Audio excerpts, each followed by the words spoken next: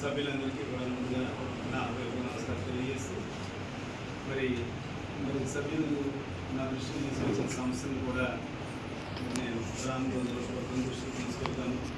ముఖ్యంగా గతంలో ఎప్పుడు లేని విధంగా, ఎందుకంటే అడ్వకేట్స్ వాళ్ళ లైఫ్ కెరీర్ స్టార్ట్ అయిన తర్వాత పేరెంట్స్ బ్యాకప్ ఉన్న వాళ్ళకి అయితే పర్వాలేదు, పేరెంట్స్ బ్యాకప్ లేని వాళ్ళకి కనీసం ఒక 10 years అలా స్ట్రగుల్ అవుతాయి కానీ వాళ్ళకి కనీసం మినిమం ఇంట్రెస్ట్ కూడా రాని వాళ్ళు ఉన్నారు. నాకు తెలిసి అటువంటి వాళ్ళందరినీ కూడా దృష్టిలో పెట్టుకుని జగన్మోహన్ రెడ్డి గారు లాన్ వేస్తాం అని ప్రవేశపెట్టారు. అంటే దాంతో మొత్తం వాళ్ళ కుటుంబం గడిచిపోతాను కాదు, కనీసం కుదురు కొద్ది సహాయం మరి జగన్మోహన్ రెడ్డి గారు మన రాష్ట్రంలో ఎప్పుడూ లేని విధంగా లాన్ వేస్తూ ప్రకటించిన వ్యక్తి జగన్మోహన్ రెడ్డి గారు. కోర్టు భవనం గురించి చెప్పారు. ఎప్పటివరకు అయితే అది ఆర్టీసీ నుంచి గవర్నమెంట్ ట్రాన్స్ఫర్ అవ్వడం అంటే అయ్యే పని కదా మామూలుగా, కానీ ఇప్పుడు గవర్నమెంట్ టేక్ ఓవర్ అయింది కాబట్టి ఛాన్సెస్ ఉన్నాయి. నా వంతు రేపు మీ అందరి సహకారంతో మరి ఇక్కడ నేను ఎమ్మెల్యేలు కావడం, అదేవిధంగా గవర్నమెంట్ తీసుకోవడం కాకుండా దీన్ని జ్యుడిషియల్ దీనికి ట్రాన్స్ఫర్ అయ్యేలా కూడా కృషి చేస్తానని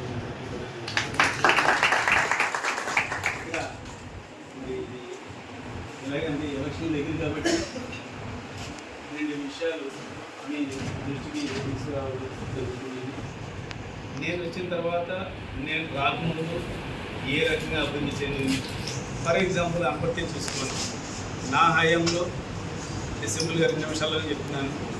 హై స్కూల్ మీరు చూసుకుంటారు, సుమారు 3.5 కోట్లతో హై స్కూల్ భవనం నిర్మించడం, అంతేకాకుండా ఒక 20 లక్షలతోటి అక్కడ మళ్ళీ ఆడిటోరియం కూడా నా ఓన్ అమౌంట్ కూడా, ఎందుకంటే నేను చదివిన స్కూల్కి ఏదో చేయాలన్నా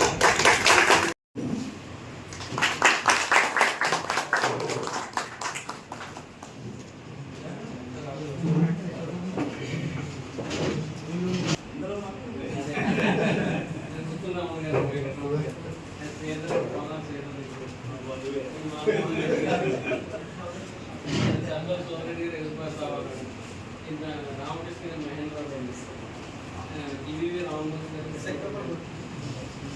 రాజు గౌపూర్ రాజు అయితే ఇది బాబోపూర్